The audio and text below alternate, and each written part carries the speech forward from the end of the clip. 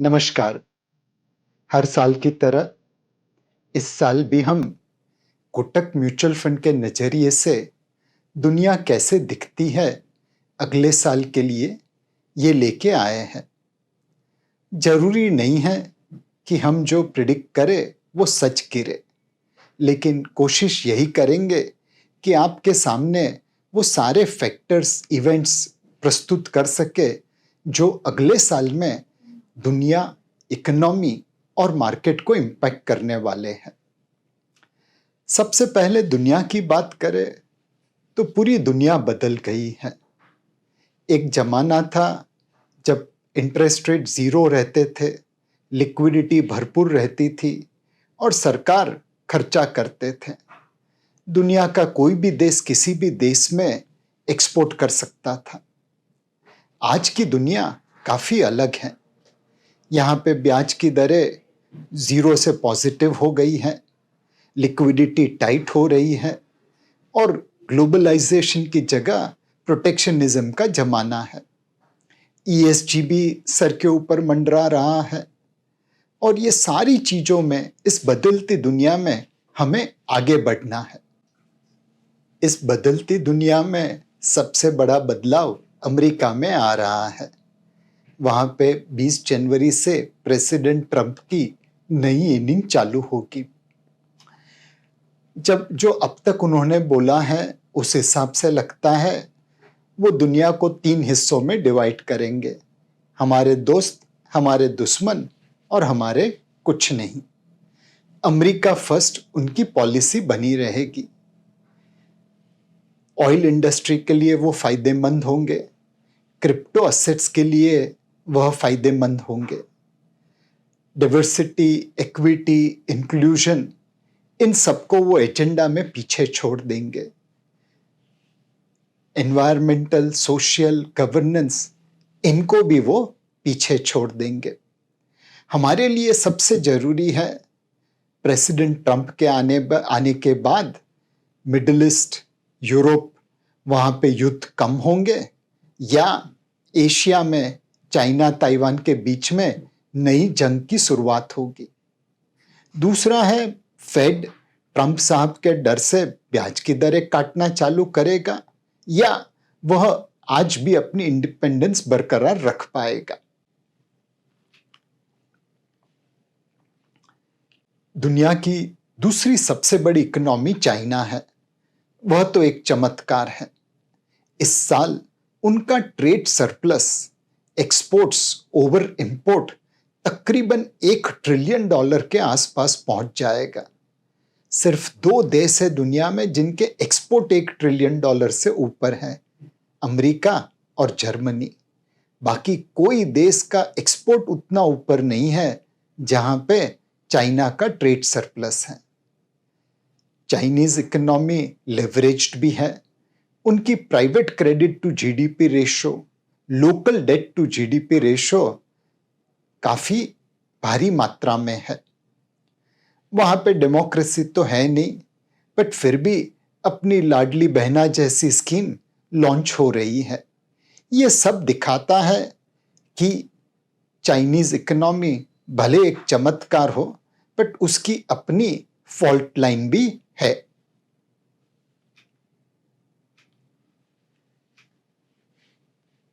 US economy को देखे तो फेड ने बहुत अच्छा बैलेंसिंग किया है। ब्याज की दरें ऊपर कर दी, महंगाई को नीचे कर दिया, लिक्विडिटी धीरे धीरे निकाली, ग्रोथ को रिसेशन में नहीं जाने दिया। इतना बेहतरीन काम फेड ने किया है कि आने वाले समय में लोग उनकी तारीफ करेंगे। बट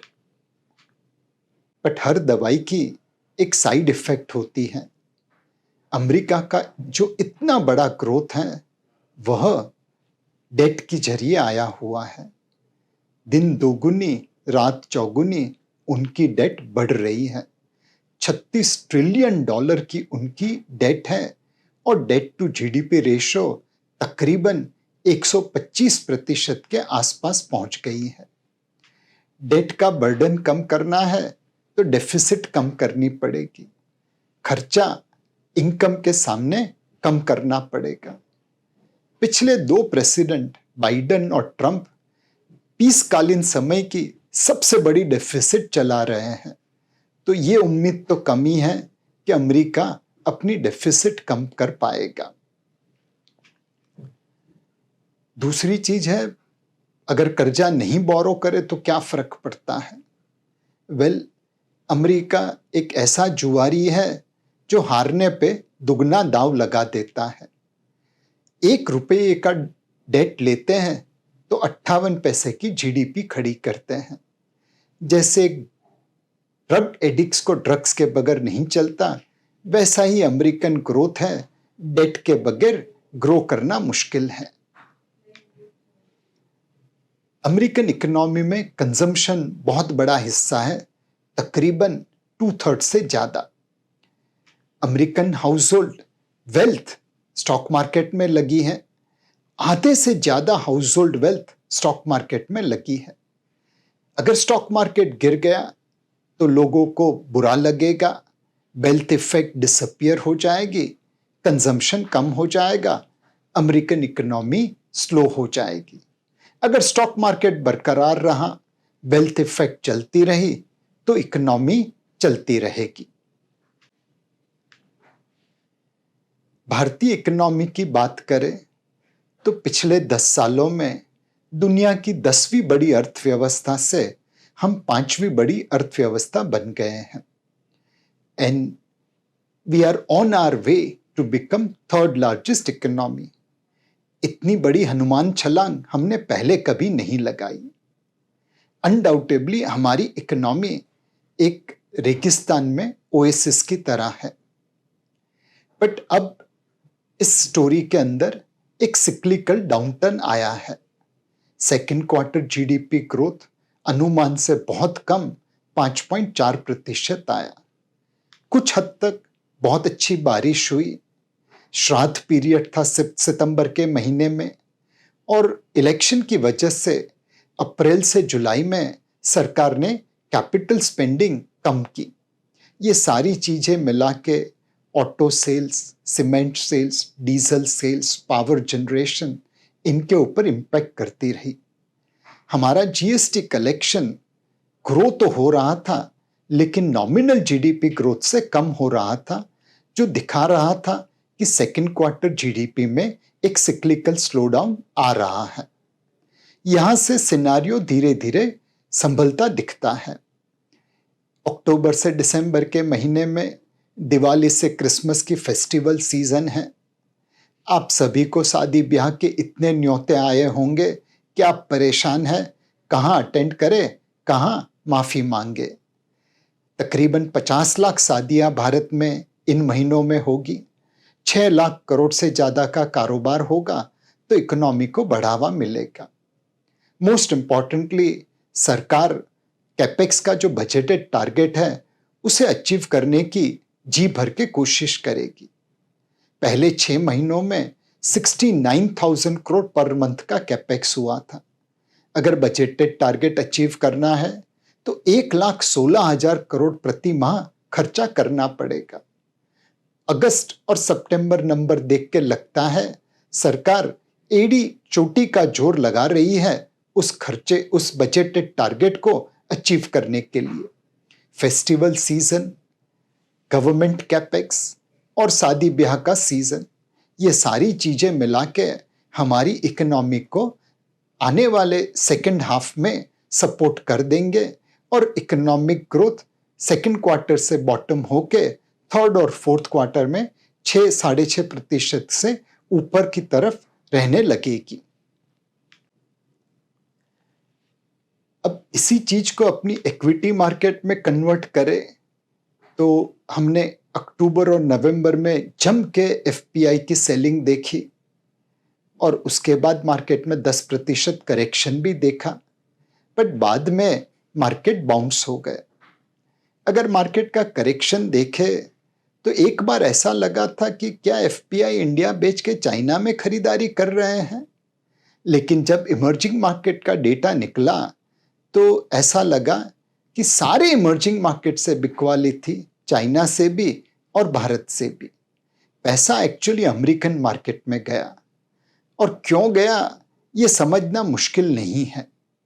ट्रंप साहब कह रहे थे कि हम अमेरिका में टैक्स के रेट में कटौती करेंगे, जैसे टैक्स कम होता है कंपनी के प्रॉफिट बढ़ते हैं, ईपीएस बढ़ती है, ऑटोमेटिकली मार्केट कैप भी बढ़ेगा। तो 10-15% अमेरिकन मार्केट में तेजी दिख रही थी बिकॉज टैक्स में कटौती होने वाली थी। रुपया भी थोड़ा वीक लग रहा था, अपनी रियल इफेक्टिव एक्सचेंज रेट से काफी ऊपर था, तो जरूरी था कि वो नीचे आ जाए। 2-3% रुपया में भी मूवमेंट होने के आसार थे। अपनी मार्केट भी थोड़ी फंडामेंटल से आगे चल रही थी, तो 5-10% करेक्शन भी दिखता था। ये सारी चीजें मिला के हमारी मार्केट नीचे आ रही है, रुपया वीक हो रहा है और अमेरिकन मार्केट चल रही है। ये सारी चीजें मिला के देखे तो ऑब्वियसली आपको लगता था कि इंडिया बेच के अमेरिका खरीदना चाहिए। मोटा मोटा ये ट्रेड अब खत्म होने को आया है एंड इसीलिए शायद दिसंबर के महीने में क्रिसमस की छुट्टियों के बावजूद एफपीआई की बाइंग चालू हो गई है। किसी भी मार्केट को चलने के लिए फंडामेंटल्स चाहिए, फ्लोस चाहिए और सेंटिमेंट चाहिए। फंडामेंटली अगर देखें तो FY 20 से FY 25 के बीच में हमारी कॉर्पोरेट प्रॉफिट 4 लाख करोड़ से 15 लाख करोड़ हो गई। Stocks are slaves of earning power, profit बढ़ा, मार्केट का उसके पीछे पीछे ऊपर आ गया। जब तक ये प्रॉफिट ग्रोथ बनी रहेगी तब तक उम्मीद है कि हमारी मार्केट भी ऊपर चलती रहेगी। हिस्टोरिकली हम market cap to GDP ratio में ऊपर के भाव में ट्रेड कर रहे हैं, लेकिन अगर पी रेशो देखे, प्राइस टू अर्निंग्स ग्रोथ देखे तो वही हिस्टोरिकल एवरेज के आसपास है, कोई बहुत महंगे नहीं है। लार्ज कैप हिस्टोरिकल एवरेज से बहुत करीब है, स्मॉल एंड मिड कैप थोड़ा आगे है, लेकिन स्मॉल एंड मिड कैप्स की अर्निंग्स ग्रोथ भी लार्ज कैप से अच्छी आ रही है। डोमेस्टिक निवेशकों का बाइंग पूरे जोर से चालू है, एसआईपी फ्लोस बढ़ते हैं और जब भी मार्केट में करेक्शन आता है जम के बाइंग होती है। तो मुझे नहीं लगता कि यहाँ पे मार्केट में गिरने के बहुत बड़े चांस है। फंडामेंटली वैल्यूएशंस हिस्टोरिकल एवरेज के आसपास है, फ्लोस ठीक ठाक है एंड हम ये कह सकते हैं कि यस, वैल्यूएशन की री रेटिंग होने के चांसेस भले कम हो, लेकिन मार्केट में बहुत बड़ी गिरावट होने के चांसेस भी बहुत कम है। एक चीज जरूर आगाह करनी चाहिए कि पिछले 5 महीने बहुत ही अलग थे। ऑलमोस्ट हर तीसरा स्टॉक 5वें स्टॉक में डबल हो गया। ज्यादातर प्रॉफिट ग्रोथ की वजह से स्टॉक मार्केट में रिटर्न आया है, पर तकरीबन 200 से थोड़े कम स्टॉक में वैल्यूएशन री रेटिंग भी होके 50 के पीई के ऊपर पहुंच गई है। इन चीजों को देख के लगता है कि अब आने वाले समय में लोगों को रिटर्न एक्सपेक्टेशन मॉडरेट करनी पड़ेगी। 2020 से 2024 का रिटर्न देखें तो लार्ज कैप में रिटर्न था 16%, स्मॉल एंड मिड कैप में था 27-28%। पूरी मार्केट का रिटर्न 18% के आसपास निकला। उससे पहले के 15 साल देखें 2005 से 2020 तक का, तो लार्ज एंड मिड कैप का रिटर्न था 11%, स्मॉल कैप का रिटर्न था 7%, पूरी मार्केट का रिटर्न था 11%। अब आने वाले समय में पिछले 5 साल जैसा रिटर्न आना मुश्किल है। हो सकता है कि रिटर्न उसके पहले 15 साल के आसपास ज्यादा रहे, तो निवेश जरूर करिए, लेकिन एक्सपेक्टेशन मॉडरेट कर दीजिए। पिछले 5 साल जैसा रिटर्न आने की गुंजाइश बहुत कम है। महंगाई से ज्यादा रिटर्न इक्विटी में जरूर मिलेगा, लेकिन उतना नहीं मिलेगा जितना पिछले 5 साल में हमने देखा था। वैल्यूएशन वाइज अगर देखें तो प्राइवेट बैंक है,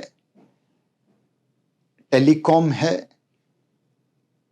ऑटो है, सीमेंट है, इस प्रकार के क्षेत्र में हिस्टोरिकल एवरेज से आसपास वैल्यूएशन है। कैपिटल गुड्स, डिफेंस, रेलवे, ये क्षेत्र में वैल्यूएशन हिस्टोरिकल एवरेज से आगे है। हमें लगता है ये समय quality over momentum, reasonable valuation over expensive valuation और market discovered prices versus manipulated prices का है। आपका portfolio quality at reasonable price in market discovered prices में रखिए, वो आपके पोर्टफोलियो के लिए अच्छा रहेगा। एक प्रोपोगंडा भी चल रहा है कि mutual fund manager benchmark index को अंडर परफॉर्म कर रहे हैं।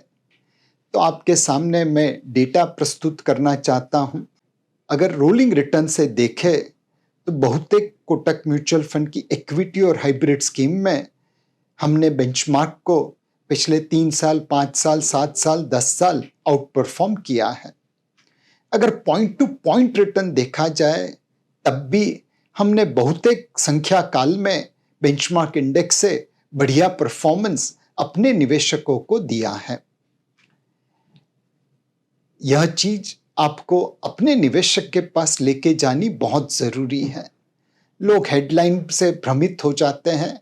हमें उनके सामने आईना रखना है, अपना डेटा प्रेजेंट करना है कि आज भी म्यूचुअल फंड में कोटक म्यूचुअल फंड जैसे फंड हाउसेस हैं जिनकी ज्यादातर स्कीम बेंचमार्क इंडेक्स से अच्छा रिटर्न अपने निवेशकों के लिए अर्जित कर रही है। इस साल की अगर इन्वेस्टमेंट थीम देखी जाए तो एक थीम कैपेक्स साइकिल की है। ऑब्वियसली सेक्टर एक्सपेंसिव है तो सोच समझ के निवेश करना पड़ेगा, बट इस बार लगता है सरकारी कैपेक्स भी बढ़ेगा और प्राइवेट कैपेक्स में भी एक रिवाइवल आ सकती है। दूसरा technology and IT related services company है। ट्रंप साहब अमेरिका में टैक्स काटेंगे, अमेरिकन कंपनीज के पास पैसा आएगा, ज्यादातर पैसा टेक्नोलॉजी में निवेश होगा और उसका फायदा Indian IT and tech companies को मिलेगा। फाइनेंशियल सर्विसेज, यह सेक्टर भी अच्छा लगता है। आप लोग पहले घर पे कैश रखते थे खर्चा करने के लिए, अब यूपीआई से पेमेंट करते हैं। एक जमाने में bank deposits and small savings के आगे कोई दुनिया नहीं थी, अब म्यूचुअल फंड घर घर पहुंच गया है। तो ये जो फाइनेंशियलाइजेशन हो रहा है उसका बेनिफिट स्टॉक मार्केट में दिखेगा।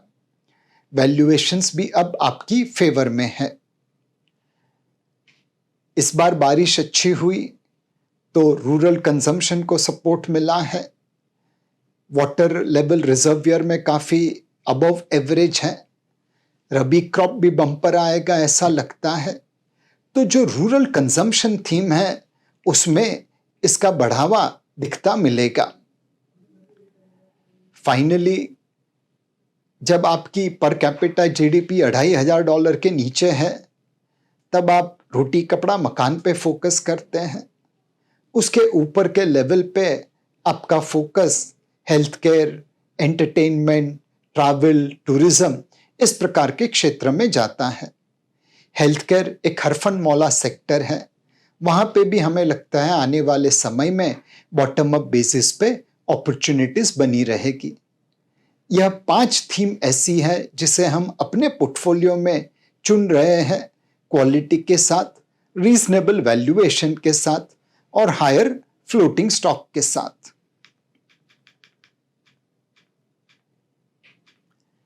फिक्स्ड इनकम मार्केट की बात करें तो अभी अभी आरबीआई में गार्ड का चेंज हुआ है। लोगों को ऑब्वियसली बड़ी उम्मीद है आरबीआई से। पिछले कई सालों से आरबीआई ने बड़ी बखूबी इंडियन इकोनॉमी का नेविगेशन किया है।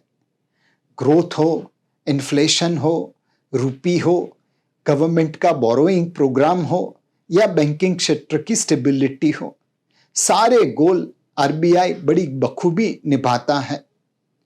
हमें लगता है आने वाले समय में भी आरबीआई इतना ही अच्छा काम करती रहेगी और ब्याज के दरों में अगले साल कटौती होने की बहुत अच्छी उम्मीद है।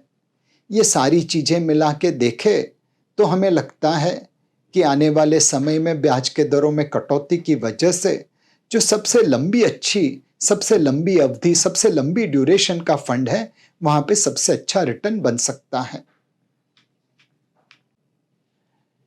सोने के ऊपर हम पिछले कई सालों से बुलिश हैं। तकरीबन मार्च 2020 से 2021 में वो कॉल गलत गया था, बट बाकी के सालों में उसको कॉम्पनसेट किया गया। सोने में जो तेजी है उसका एक ही कारण है, दुनिया की सेंट्रल बैंकर अब भारतीय हाउसवाइफ जैसी बन गई है। सोना खरीदती रहती है, बेचते नहीं है। एंड इतना सोना खरीद रहे हैं कि सोने में स्पर्धा हो गई है बायरों की और सप्लाई की कमी है। अमेरिका में भी जब ब्याज की दरें कम होगी तो सोने को फायदा मिलेगा, ऐसा लगता है। नेट नेट अगर देखें तो 2025 का समयकाल कठिन रहेगा, वॉलेटिलिटी बनी रहेगी। बट इन सारी कठिनाई में, वॉलेटिलिटी में, भारतीय इकोनॉमी और भारतीय मार्केट अच्छा करते रहेंगे। हाँ, इक्विटी में रिटर्न की एक्सपेक्टेशन मॉडरेट कर देना, फिक्स्ड इनकम में लंबी अवधि, लंबी ड्यूरेशन के फंड चुनना और सोने में ओवरवेट मेंटेन करके चलना। सन 2025 का साल आपके लिए शुभदायी हो। मां लक्ष्मी की कृपा आपके ऊपर बनी रहे। धन्यवाद। कोटक म्यूचुअल फंड से।